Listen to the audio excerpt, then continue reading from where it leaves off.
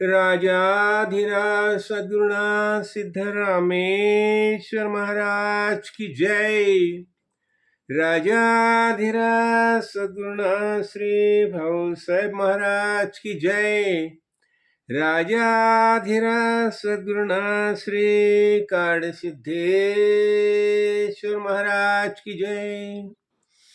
गुरुर्ब्रह्मा गुरुर्विष्णु गुरुर्देवो महेश्वरा गुरु साक्षात् परब्रह्म तस्मै श्री गुरुवे नमः।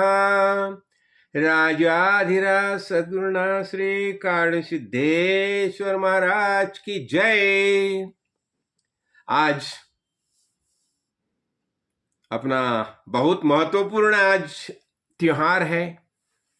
आज गणेश जयंती है, गणेश जयंती। और ये गणपति जो है ये हमारा बहुत बहुत प्यारा है, बहुत प्यारा है। और मुझे तो याद आती है बचपन से, जब भी हम बंबई में गणेश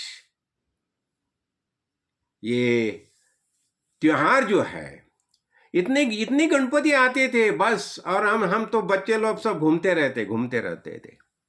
कहाँ कहाँ जाते थे, लाल बाग में जाते थे, वर्ली में जाते थे, कहाँ कितने जगह घूमते रहते, पूरा दिन घूमते रहते थे। और वह सब यादें अभी मेरे सामने आ जाती है। और क्या है, हमारे घर के बाजू में ये समुद्र है ना, 5 मिनट में समुद्र है। तो वहाँ गणपति का जब ये विसर्जन जब होता तो इतने बड़े माहौल में लोग आते थे, सब बड़ा मजा चलता था। आनंद आनंद मौज जल्लोष हम सब करते थे, बच्चे लोग मजा करते थे। और ये गणपति की मूर्ति भी कितने होती है, देखो बढ़िया बढ़िया मूर्ति रहती है, कैसे कैसे त्योहार ये कहला जाता है। और ये सब जो है ना, ये गणपति का जो त्योहार है बहुत महत्वपूर्ण माना जाता है। खासकर महाराष्ट्र में तो उसकी बहुत ये चलती है, बम्बई महाराष्ट्र। तो अभी क्या है, आज तो गई है गणेश चतुर्थी है। तो हम तो सब सुबह से सब त्योहार तो हम मना रहे हैं। और गणपति को क्या मोदक प्रिय रहते हैं सबसे, मोदक, इसलिए हम मोदक भी बनाते हैं, सब मजा करते हैं। तो ठीक है, अभी मैंने क्या किया है देखो, हमारे गुरुजी भी गणेशोत्सव के इसमें त्योहार रखते थे, हाँ, और फिर प्रवचन का कार्यक्रम रखते थे। तो अभी मैंने क्या किया है, अभी मैंने सामने अपना जो प्रमाण ग्रंथ है, दासबोध ग्रंथ रखा है। और ये दासबोध ग्रंथ में देखो ये क्या होता है, देखो जब भी हम कौन सा भी कार्य शुरू करते हैं ना, तो अभी ये ग्रंथारंभ, तो पहले तो ग्रंथारंभ तो हो गया, बाद में गणेश जी का स्तवन करते हैं, गणेश जी का स्तवन है। तो ये प्रथम पूजनीय श्री गणेश का स्तवन प्रथम किया है। ये गणेश कौन है? गणेश प्रथम पूजनीय देवता है। तो देखो ये गणपति है ना, खास में जब भी हम गणपति के बारे में सोचने लगते हैं तो हमें पता चलते वास्तव में ये गणपति कौन है। शास्त्र ने क्या बताया है, वेदांत शास्त्र बताता है ये पंच ज्ञानेन्द्रिय, पंच कर्मेंद्रिय, पंच प्राण, मन, बुद्धि, ये 17 की एक जो कमिटी जो है ना, सूक्ष्म देह की जो कमिटी है, उसका जो पति अधिपति है वो गणपति है। तो वास्तव में ये गणपति कौन है? तो हमारे सबके अंदर जो आत्मा करके जो है वही गणपति है। तो हमें क्या करना चाहिए? हमें आत्मज्ञान तो प्राप्त करना ही चाहिए। और आत्मज्ञान प्राप्त करने के लिए हमें आत्मज्ञानी महापुरुष की ही शरण लेनी चाहिए। हम बताते हैं ना, तद विधि प्रणिपातेन परिप्रश्नेन सेवया। तो आत्मज्ञानी महापुरुष के सान्निध्य हम जाते हैं और उन्हें सवाल पूछते हैं। देखो इसलिए क्या होता है, ये सवाल पूछने की ये क्षमता जो है किसके अंदर रहती है? तो हमारी परंपरा जो है ना, देखते हैं, देखो हम हर एक घर में क्या होता है, देखो हर एक घर में गणपति का तो पूजन होता ही है, परंपरा से। हर एक का कुलस्वामी रहता है, कुलदैवत रहता है, और कुलस्वामी कुलदैवत की पूजा करना ये प्राथमिकता रहती है। हर एक परिवार में यह प्राथमिकता रहती है कि कुलदैवत कुलस्वामी की ये पूजा होनी चाहिए। और ये गणपति तो प्रथम पूजनीय है। देखो, अब ये त्रिदेव जो है, ब्रह्मा विष्णु महेश, तो हम त्रिदेव की पूजा तो करते हैं, लेकिन क्या हो गया, एक समय ऐसा ही हो गया कि ये सब देव देवता जो है, तो हमारे मन में जो कुछ आशंका रहती है, वास्तविक हम किस किस देवता की पूजा करनी चाहिए। तो ये त्रिदेवता ने एक ऐसा निर्णय लिया कि ठीक है, प्रथम पूजनीय, एक शर्त रखी, ये पृथ्वी प्रदक्षिणा करके जो सब देवता है, जो पहला आ जाएगा उसे प्रथम पूजनीय करके उसका सम्मान किया जाएगा। तो सब देवता घूमने के लिए निकले, पृथ्वी प्रदक्षिणा करने के लिए अपने अपने वाहन पे बैठ के जब ये सब निकले, तो गणपति क्या होता है, गणपति ने क्या किया, वो तो उसका मालूम है ना, उसका वाहन कौन है, उसका वाहन है चूहा। तो चूहे के ऊपर बैठ के वो पृथ्वी प्रदक्षिणा कैसे करेंगे। लेकिन उसका ख्याल है, देखो हम हमेशा बताती हैं कि हमें बुद्धि चाहिए, मेधा चाहिए, समझने की क्षमता चाहिए। तो ये क्षमता जो है गणेश जी में है।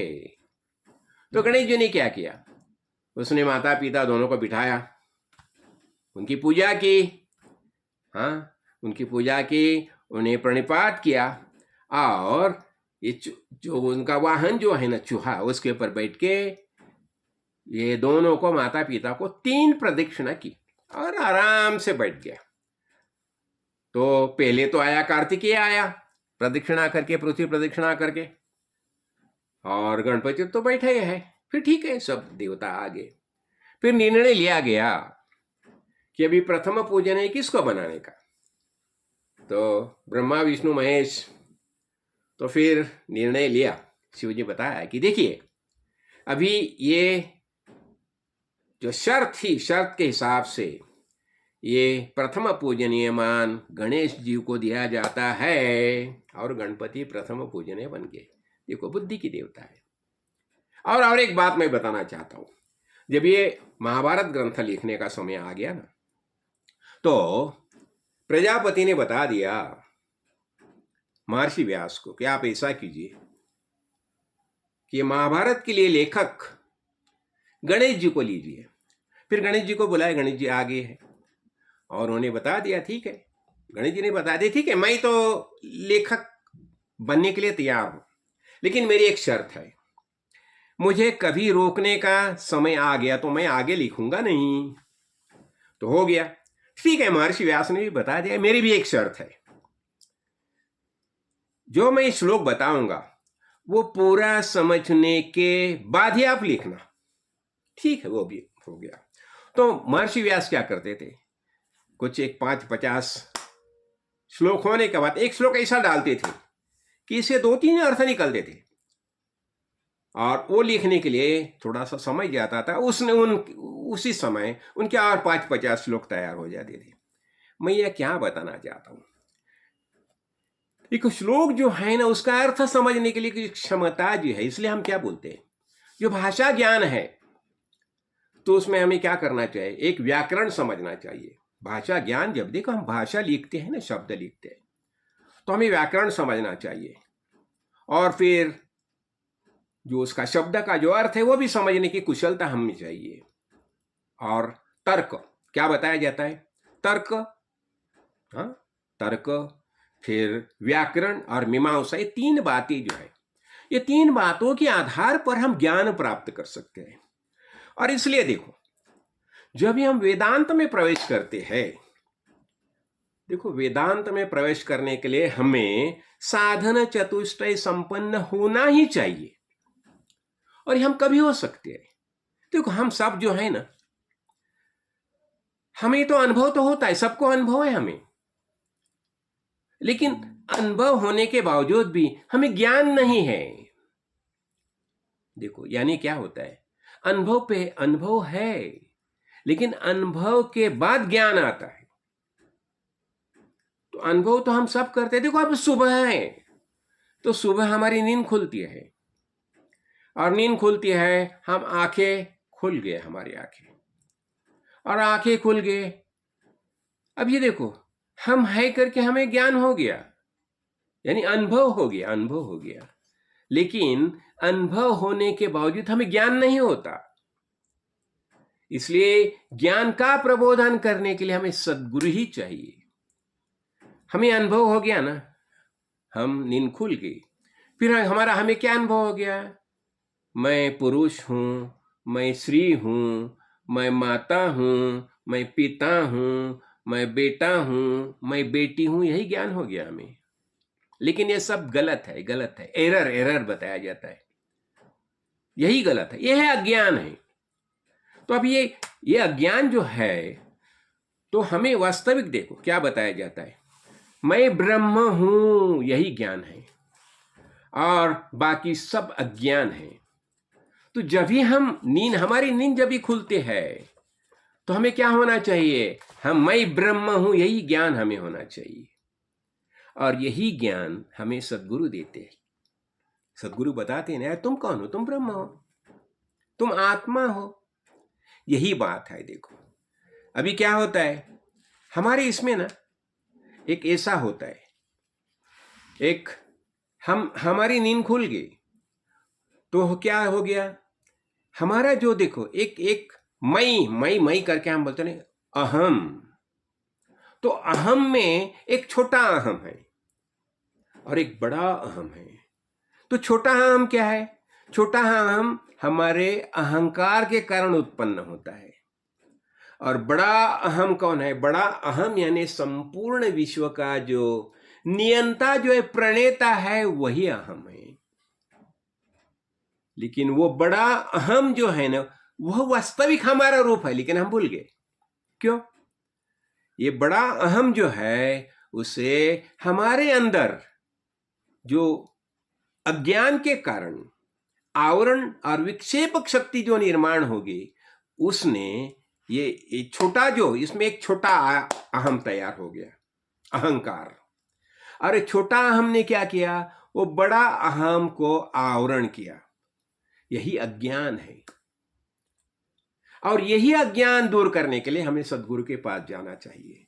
और सद्गुरु क्या बताते हैं?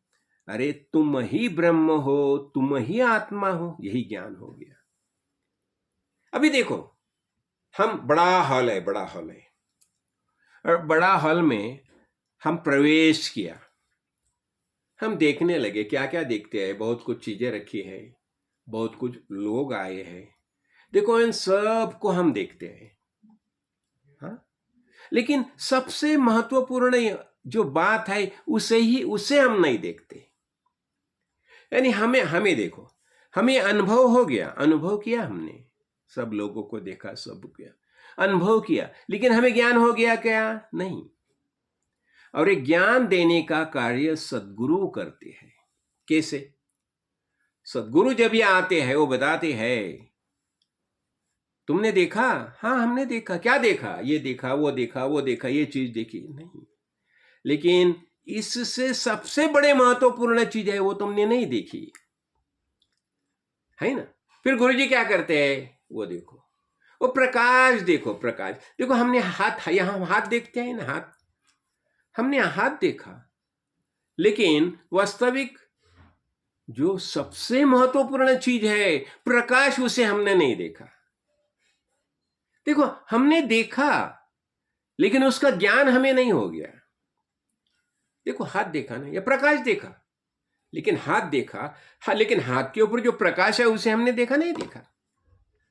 वैसा ये संपूर्ण विश्व हम देखते हैं। देखो ये कुर्सी है, ये टेबल है, हाँ देखा ना, हमने टेबल देखा, कुर्सी देखी, हाँ, और ये टेबल कुर्सी देखा, और क्या हो गया? हमारा ज्ञान क्या हो गया? हम बोला ये टेबल है, लेकिन वास्तविक ये टेबल करके जो नाम है उसमें कुछ नहीं है। उसमें है क्या कुछ? उसमें ये टेबल जो है वो खाली नाम रूप है, नाम है, लेकिन टेबल ऐसी कोई चीज है क्या? शाश्वत चीज है क्या? नहीं। तो ये टेबल क्या है? ये टेबल यानी लकड़ी है, लकड़ी, वही ना, ये लकड़ी को हम टेबल बोलते हैं। तो अभी अधिष्ठान लकड़ी है। देखो गहने देखते हैं ना, हम अनेक गहने देखते हैं और गहने का नाम देते हैं, ये बुगड़ी है, ये अंगूठी है, ये चेन है, ये हार है, हाँ, लेकिन उस सबका जो अधिष्ठान जो है सुवर्ण, वो हम नहीं देखते। तो सुवर्ण बताने का, सुवर्ण का ज्ञान देने का कार्य सद्गुरु करते हैं। ऐसा ही होता है। तो क्या होता है, अभी देखो वेदांत में दो बातें हमेशा समझाई जाती है। क्या? पहली बात ऐसे है, रज्जु सर्प, रज्जु सर्प बताया जाता है। देखो यानी क्या है, रज्जु सर्प, ये क्या है? ये आवरण है, आवरण शक्ति। ये रज्जु जो है, तो रज्जु यानी ये रज्जु बताया जाता है ना, दौर, हाँ? तो वो क्या हो गया? अज्ञान के कारण आवरण हो गया, उसके ऊपर आवरण हो गया। तो आवरण शक्ति के कारण, आवरण ये तमोगुण है, आवरण ये अज्ञान है, इसके कारण ये रज्जु जो है वो उसको कवर किया। और विक्षेप क्या हो गया? सर्प, वो कवर किया। और विक्षेप से, विक्षेप ये रजोगुण है, और विक्षेप क्या करता है? हमेशा विक्षेप ये करता है, फैलाता है। विक्षेप शक्ति जो है वो फैलाती है। अभी रजोगुण जो है ना, संपूर्ण विश्व की निर्मिति कैसे होगी? रजोगुण से निर्मिति होगी है। तो रजोगुण से यह सब फैल गया है, विश्व फैल गया है, विश्व तैयार हो गया। तो ये रजोगुण के कारण क्या हो गया? विक्षेप निर्माण हो गया, और वहां हमें सर्प दिखाने लगा। अभी सर्प दिखाने लगा तो हम क्या करते हैं? हमारे अंदर द्वेष निर्माण हो गया। सर्प बोलेगा तो भीतिदायक है, तो हमारे अंदर द्वेष निर्माण हो गया, हम भागने लगे। देखो क्या होता है, हमें सर्प दिखने लगा, यह भ्रम हो गया। देखो यह अध्यास है, भ्रम है, और ये भ्रम के कारण हमें लगा कि ये सर्प है करके, और सर्प है करके वो पॉइजनस होगा, विषैला होगा, हम भागने लगते हैं। हो गया, तो ये द्वेष हो गया, ये द्वेष हो गया। अच्छा, और फिर क्या हो गया? दूसरा एक उदाहरण दिया जाता है, वो कैसा? रजत शुक्ति। देखो जब भी ये शुक्ति दिखाई देती है ना हमें, शुक्ति सागर के बाजू में शुक्ति दिखाई देती है, हाँ? और सूर्य किरण के कारण, सूर्य किरण उसके ऊपर पड़ते हैं, गिरती है, और ऐसा लगता है कि वो रजत है, रूपे है, हाँ? तो रूपे समझ के हम उसके तरफ दौड़ते हैं। क्यों? हमारे इसमें राग निर्माण हो गया, प्यार निर्माण हो गया, प्रेम निर्माण हो गया। तो राग निर्माण होने के कारण हम उसकी तरफ दौड़ने लगे। हो गया। तो अभी देखो ये राग और द्वेष, ये राग द्वेष है, ये बहुत महत्वपूर्ण माने गए। राग द्वेष के कारण ये संसार चक्र चलता रहता है। संसार चक्र हमने देखा ना, इसके पहले हमने देखा। देखो ये राग द्वेष कैसा निर्माण होता है, फिर उससे मोह निर्माण होता है, माया निर्माण होती है ना। तो ये राग द्वेष जो है, तो राग द्वेष के कारण हम, ये हमारा संसार चक्र जो है, संसार चक्र तैयार होता है, संसार चक्र होता है राग और द्वेष के कारण, हाँ। और ये राग द्वेष हो गया, ये राग द्वेष निर्माण हो गया। फिर राग, अभी ये राग जो है इसके कारण स्नेह भावना निर्माण होती है, स्नेह भावना निर्माण होते हैं, हाँ। तो हो गया। फिर इससे कारण फिर क्या होता है? खास प्यार जताया जाता है। चल, प्यार जताया गया। अभी प्यार जताया गया कि उसके बाद में क्या होता है? शोक और मोह निर्माण होता है। शोक यानी दुख। अभी हमने देखा ना, अभी महाभारत युद्ध में अभी भीष्माचार्य युद्ध के लिए आए हैं। अर्जुन ने देखा, तो अर्जुन ने देखा तो अर्जुन को उनके बारे में प्यार है, स्नेह है, ममता है। तो अभी बाप रे, अभी युद्ध में वो मारे जाएंगे, तो उसके कारण दुख हो गया, हाँ। फिर मोह निर्माण होता है, मोह से संभ्रम निर्माण होता है, अभी ये शोक मोह का निर्माण हो गया, अभी हो गया। फिर क्या होता है देखो, अभी शोक और मोह है, इन दोनों का निर्माण होने के बाद अभी मोह जो है, मोह के कारण हम क्या करते हैं, कर्म करने लगते हैं। वो कर्म कैसे होते हैं, काम्य कर्म होते हैं। हाँ, काम्य कर्म होते हैं। फिर परिवार के लिए हम काम्य कर्म में करने लगते हैं, कुछ ना कुछ कार्य करने लगते हैं। फिर निषिद्ध कर्म, देखो अभी निषिद्ध कर्म कैसे होते, देखो बताया जाता है ना, स्वधर्म, स्वधर्म छोड़ के परधर्म का आश्रय लेना, आधार लेना, और परधर्म अपना कर। अभी परधर्म अपनाया और कर्म करने लगा तो फिर निषिद्ध कर्म हो गया। इसलिए अर्जुन को समझाते हैं ना, भगवत गीता में भगवान समझाते हैं, अरे तुम तो क्षत्रिय हो और तुम सन्यास लेके जंगल में जाएंगे तो क्या हो गया, परधर्म हो गया। तो परधर्म के कारण प्रत्यय पाप हो गया। अभी पाप देखो, अभी क्या हो गया, ये कर्म वासना से फिर नित्य नैमित्तिक कर्म आ गए। नित्य कर्म, नैमित्तिक कर्म, अभी देखो गणेश जी की पूजा की हमने, ये नित्य कर्म हो गया ना, नित्य निमित्त से कर्म हो गया ना। और फिर ये अभी अभी फिर क्या हो गया, फिर पुण्य आया और पाप आया। अभी काम्य कर्म के कारण पुण्य प्राप्त हो गया और फिर निषिद्ध कर्म के कारण पाप हो गया। हाँ, अभी देखो ये अभी पुण्य, पाप पुण्य कर्म हो गए, फिर हो गया पुण्य कर्म के कारण ये सब, फिर पुनर्जन्म आ गया। अतः पुनर्जन्म पुण्य कर्म ऊर्ध्वलोक चला गया और पाप के कारण अधोलोक चला गया, हो गया। फिर ये सब चाल चक्र शुरू हो गया। अभी पुनर्जन्म के कारण क्या होता है, दयनीय स्थिति होती है। पुनर्जन्म दयनीय स्थिति और सुख दुख संसार चक्र शुरू हो गया। अभी देखो, लेकिन ये जो संसार चक्र जो शुरू हो गया, हाँ, शुरुआत कहां से होगी, फिर हो गया पुनरपि जननम पुनरपि मरणम पुनरपि जननी जठरे शयनम, ये संसार चक्र का सब शुरुआत हो गई। अभी देखो, लेकिन वेदांत हमें क्या समझाता है, वेदांत हमें समझाता है असंगो हम असंगो हम असंगो हम पुनः पुनः। हम कैसे असंग है, हमें कुछ परिवार विवार कुछ है ही नहीं है। तो देखो अब ये सब राग द्वेष के कारण शुरुआत हो गई, राग द्वेष के कारण। और इसलिए हमने ये दो उदाहरण देखे ना, राग द्वेष के जो दो हम उदाहरण देखे, एक रज्जु सर्प देखा, रज्जु सर्प के कारण क्या हो गया, द्वेष निर्माण हो गया, और रजते शुक्ति के कारण राग निर्माण हो गया।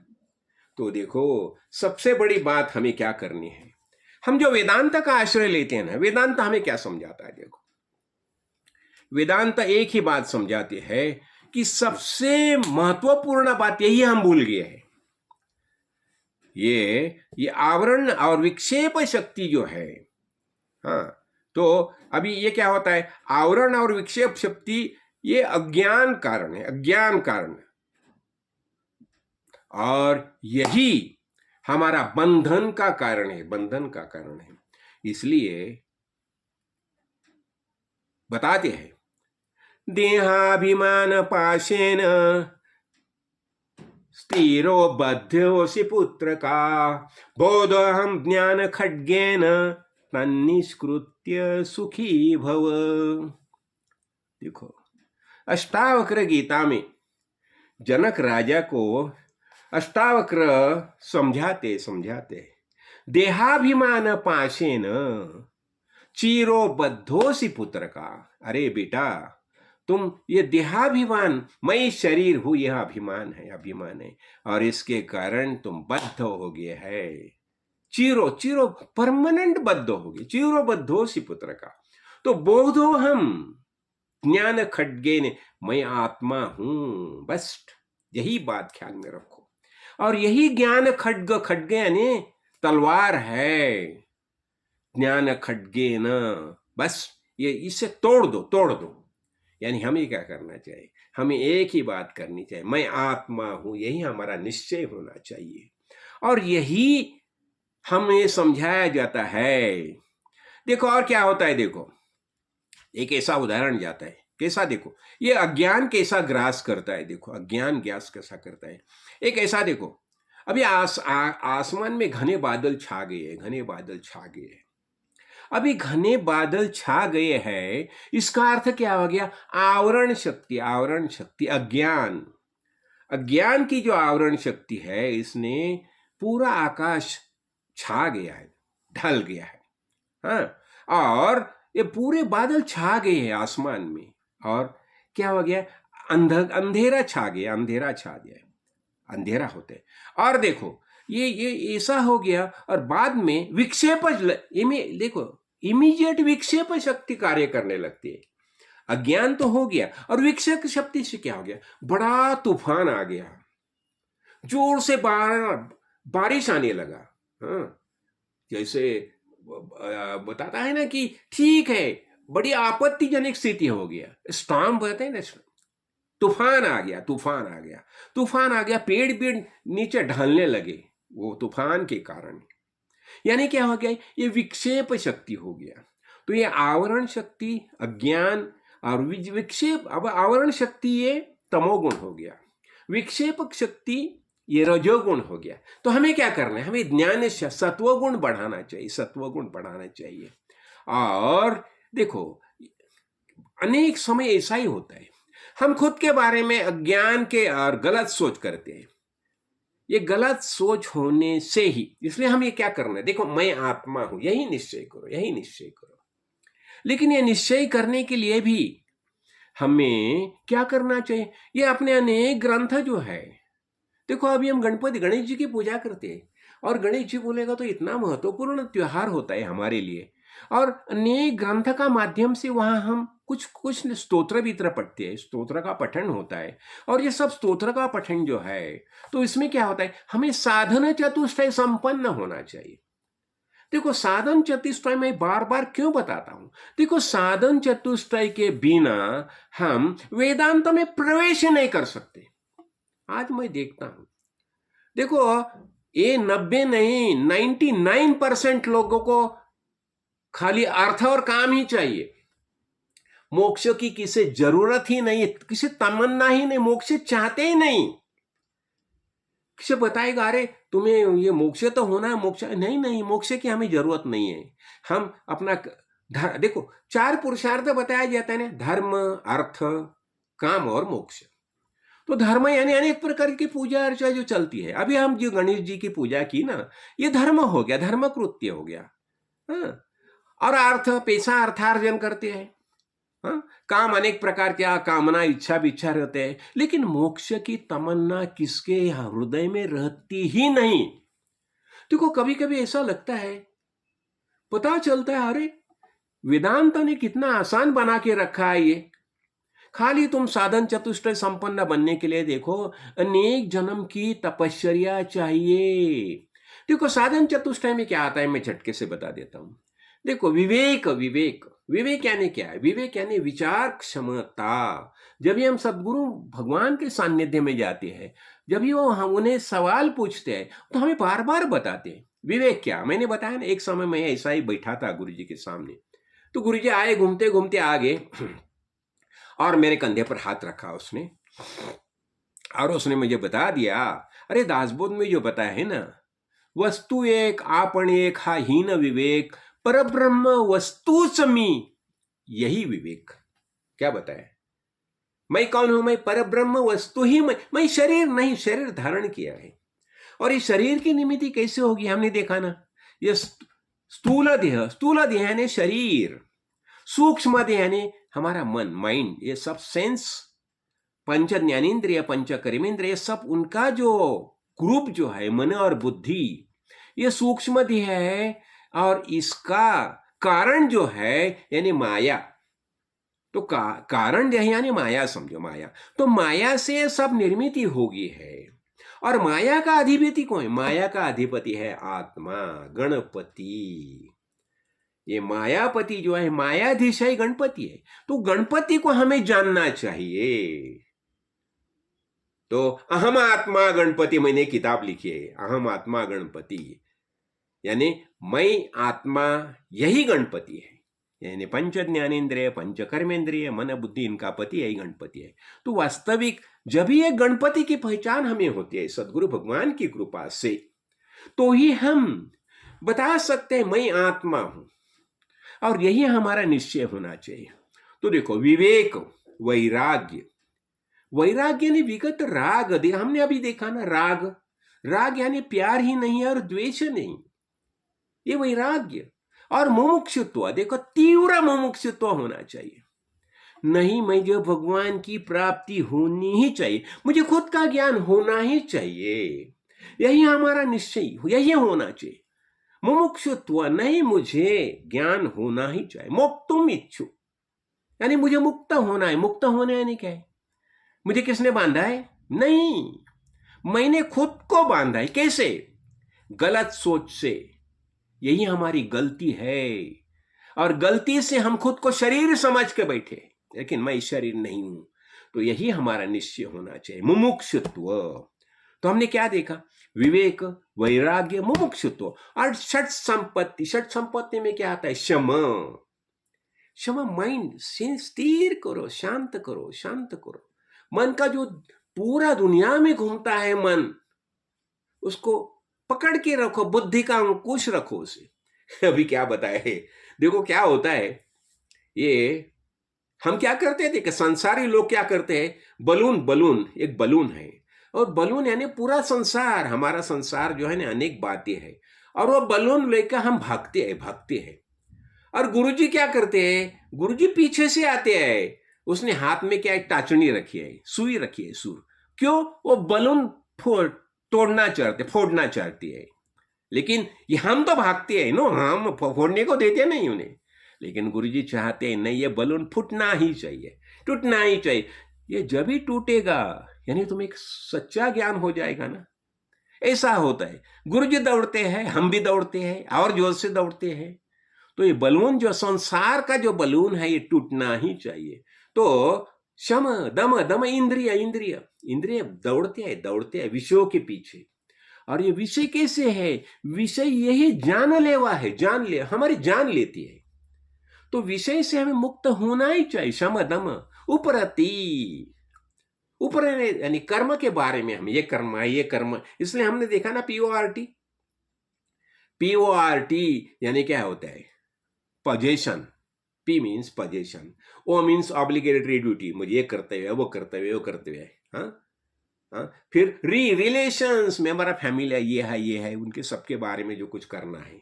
और ट्रांसैक्शन, मेरा ये उद्योग है, ये उद्योग है, इससे हमें मुक्त होना ही चाहिए। तो शम, दम, ऊपर तितिक्षा, सहन करने की क्षमता। नहीं, मैं सहन लूंगा जो कुछ है, मुझे भगवान को प्राप्त, मुझे ज्ञान प्राप्त करना चाहिए ना, तो मैं नहीं करूंगा, करेंगा। निधि, नित्य राम स्थिति, निधि ध्यास होना ही चाहिए। उपरति, तितिक्षा और समाधान। शम, दम, उपरति, तितिक्षा, श्रद्धा। श्रद्धा यानी मेरे गुरुजी ने जो बताई वही सत्य है, बाकी मैं नहीं कुछ जानता। और समाधान यानी मैं शांत ही हूं, तो हमें शांत ही होना चाहिए। और यह भी जब भी होता है तो ही हमारी कुछ अध्यात्म में प्रगति हो सकती है। वेदांत, वेदांत देखो, वेदांत समझने में इतना आसान है, इतना आसान है, लेकिन आत्मज्ञानी महापुरुष की संगति चाहिए, उनके आशीर्वाद से ही हम ये सब कर सकते हैं। और फिर बता सकते हैं, गुरुजी मैं ही ब्रह्म हूं, मैं मुक्त ही हूं। और ज्ञान, ज्ञान है, मैं जानता हूं, मैं नहीं, मैं आत्मा हूं। और इसलिए असंगो हम, असंगो हम, असंगो हम, पुनः पुनः सच्चिदानंद रूपो हम, अहमेव अव्यय, मैं अव्यय हूं, मेरा वे कभी नहीं होता। असंग, असंग, किसका भी संग नहीं मुझे। और यह संपूर्ण विश्व मेरा ही रूप है, मुझ में से निर्माण हो गया, ऐसा हमारा विश्वास होना चाहिए। मैं तो चाहता हूं कि वेदांत में प्रवेश करो, करो वेदांत में। और इसके लिए जितना हो सके, देखो खास कर मैं शंकराचार्य जी का उल्लेख करना चाहता हूं। शंकराचार्य जी ने इतना बढ़िया कार्य करके रखा है हमारे सबके लिए। उसने जो गीता भाष्य लिखा है, गीता भाष्य समझ लो। देखो गीता भाष्य में सब कुछ बातें आई है, लेकिन एक बात मत भूलो, देखो कर्म से कभी भी मुक्ति नहीं प्राप्त हो जाएगी। तो मुक्ति प्राप्त करने के लिए अभी कर्म हम करते हैं, करो करो, लेकिन कर्म से क्या हो जाएगा? चित्त से शुद्ध है कर्म न तो वस्तु फलिब्धये वस्तु सिद्धिर विचारेण न किंचित कर्म कोटि भी। हमें मुक्त होना होगा, ज्ञान प्राप्त करना होगा, वेदांत श्रवण करना होगा, समझना होगा। तो हमें ज्ञान ही प्राप्त करना चाहिए, ज्ञान निष्ठा ही होनी चाहिए, नित्य राम स्थिति। तो गणपति के बहाने मैंने ये कुछ जो बातें बताई, क्यों?